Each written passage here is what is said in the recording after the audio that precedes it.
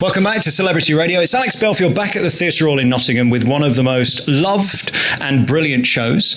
And it stars the multi-talented, the gorgeous... Can I think of anything else to say about Jenna Lee-James? How are you? Hello, Alex. How are you? You're stunning. And I'll tell you why. You're the epitome of a leading lady, really. I mean, you're tall and you're gorgeous, but you've got this voice that is the reason that you keep getting booked show after show after show. Firstly, congratulations. Thank you very much. Thank you. Tall? I'm only 5'3". But by normal women's standards. I wear heels a lot. It's always going to do the trick. And of course, in this, you're sort of this powerhouse of a performer. And they're the roles you've had in the past, really. You're not hiding behind any little role, are you? No, but this role for me is quite different. It's very different to anything I've done before, as in shows with when I played Scaramouche, Killer Queen, Meatloaf in Rock You, which are all big, rocky singing roles, huge, big roles. And then I played Narrator in Joseph, which is another big vocally singing role. This one, it's very different because the character of Mary is very kind of, she's a bit of a geek in the beginning, very twee, and then she kind of gets to let go. So she's not a rock chick at all, which is unlike Stu, which is played by Ben Heathcote. Not at all like that. But I do get to kind of rock up a little bit, but it's just more of a challenge for me, this role. And again, like the previous roles, we have to fall in love with you. That's the point, really, isn't it? Yes, that is the point. Yeah, and I think, the audiences, they love the show. We're getting great responses around the country. We've only got 7 weeks left now that we're in Nottingham. But they do. I mean, they fall in love with everybody. I don't think there's anybody that they kind of hate in the show. There's so many different aspects to the show. There's your comedy role with Stoner, which is played by Ricky Rojas, and his sidekick Tiffany Graves, which you probably know, who's played Baby Jane and Satan in the show. And then you've got only Ben Heathcote, as I said, and Dee Dee, who's played by Rosie Heath. Rocky, all the characters are very, very different. So they do fall in love with everybody in different ways. And there's a lot of there's the main story going on, and there's a lot of little stories going on at the same time. So there's lots of things to keep your eye out for. And of course, it's written by Ben Elton, so we've got the same sort of script as We Will Rock You. It's sort of facetious in places, and it's sarcastic. That's kind of his thing, isn't it? It is. It's Ben's way of writing. I mean, we know, he had great success with Rock You. And same with this. This is now the third time that this show's gone out. I think people forget that. They think it's like a new production, but this is the third time it's gone out. And it is very much Ben. It's got a load of sarcastic humour in there, real British humour in there. It is funny, but it also has its moments. It has a few truth moments as well, where everybody kind of goes, and they do feel sorry for it. In fact, this afternoon we had somebody give a big sigh as I had to walk off stage at one point. So, they do feel for it as well. So it's not all comedy and humour. There's some nice tender moments in there as well. Would you like me to do a big sigh for you tonight, just because I'm coming in short? Yes, please. Feel sorry for me. I know today's a two-show day, so that presumably is the reason you can't say We Will at the beginning of Rock You. You people only ever say Rock You for We Will Rock You, don't you? It's interesting. Yeah, but it's the same as we always just called it Bo Rap instead of Bohemian Rhapsody. And in fact, in the music score, it was always just Bo Rap. It's interesting, We Will Rock You, because there it was for 12 years in total. Everybody hated it when it opened, and I think I was about the only journalist that said it was amazing and that the audience would love it, and they did. And it defied all the critics staying open for that long. And you were with it for so long, with so many of the legends that starred in it. It must have a big place in your heart, because you took it to the arenas afterwards as well.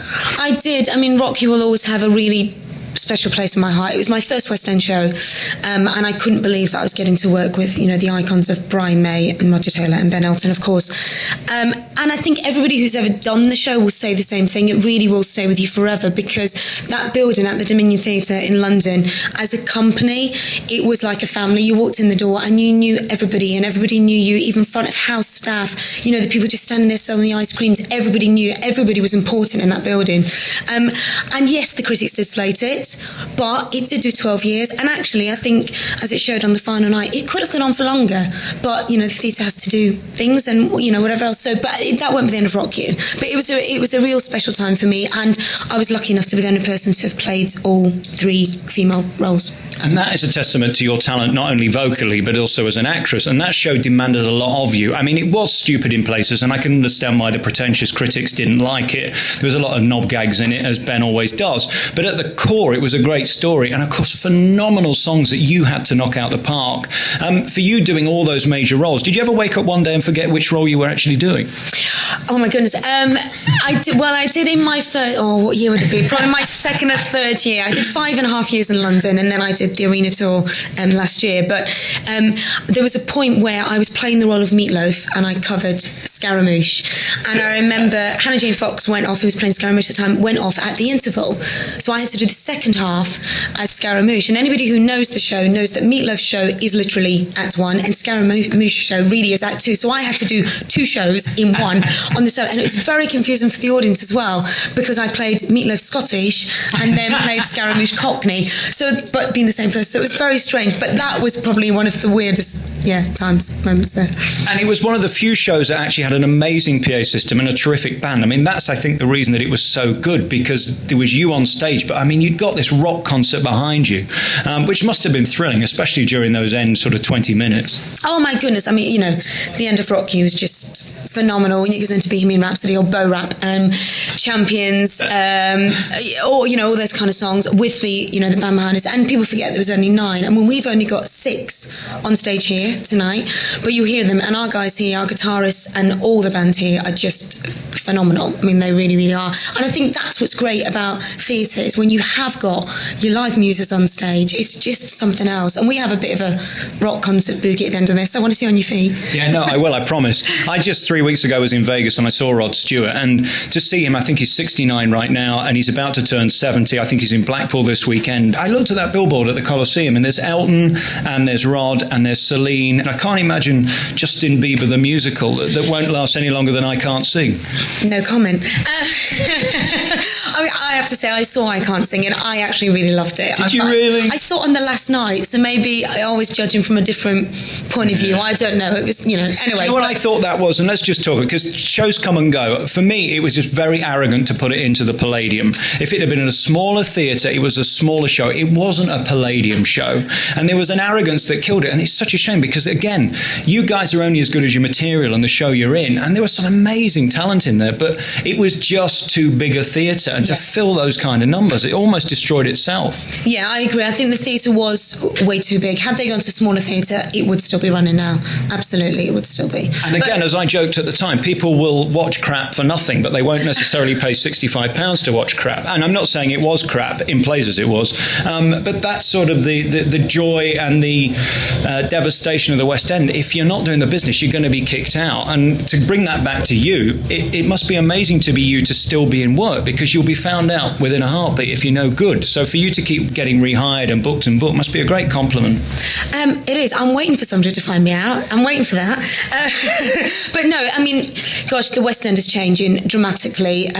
There's more tours going out because people don't have the money to travel, to the West End in London anymore. So it's great that we can take shows on the road and you can come to some great theatres in the country and perform here, and we get, busy audiences and packed houses. So that is a good thing. But the West End is, I'm sure you agree, is completely changing from what it was, even 3 years ago, 5 years ago. It's now a different place. A lot of those big shows are just disappearing because we don't have the tourist industry is completely different as well now. We don't have that anymore. So does that help you as a star leading lady, or is that a problem? I mean, are you happy to be on the road? Here we are today in Nottingham. Next week you'll probably be in Llandudno or somewhere crazy. These tours take you everywhere. Is that nice for you, or would you rather be settled in one theatre?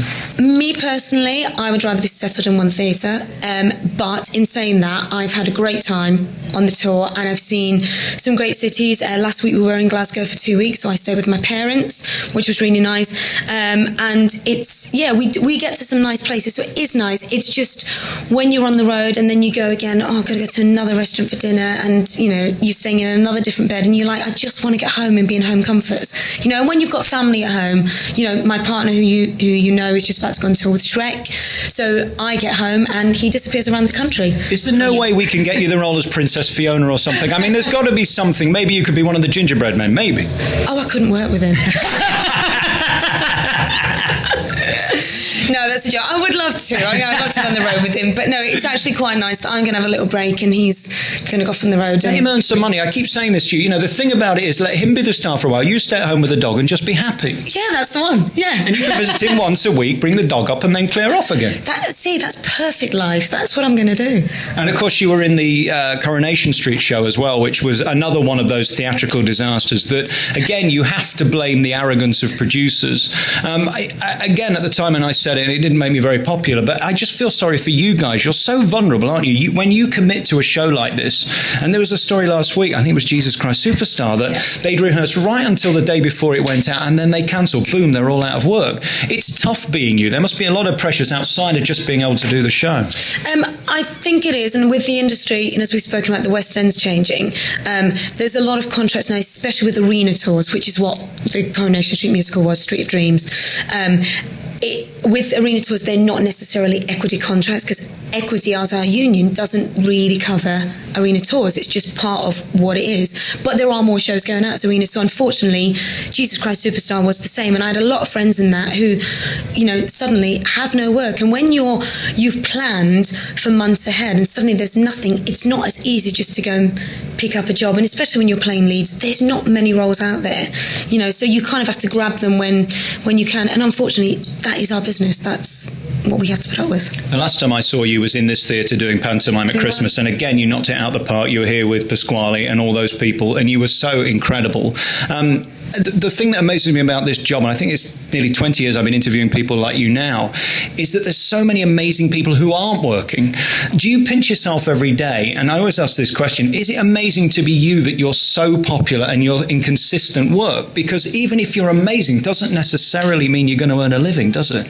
I wish I could say I was in consistent work. I do a lot of things outside theatre, so I guess that kind of helps. I do a lot of concerts, and I travel quite a bit to Australia and America and different places. So I'm lucky, touch wood, in that department. But there's so many people at the moment out of work, so many amazing, talented people, and it's just a matter of, it's just waiting on jobs coming in, and whether you're right. And people are put into categories and into brackets of, they're just a rock performer, and it's very hard to kind of break over. It's the same wall as breaking from TV into musical theatre, or musical theatre into TV. It's just impossible to do. It takes a lot of time.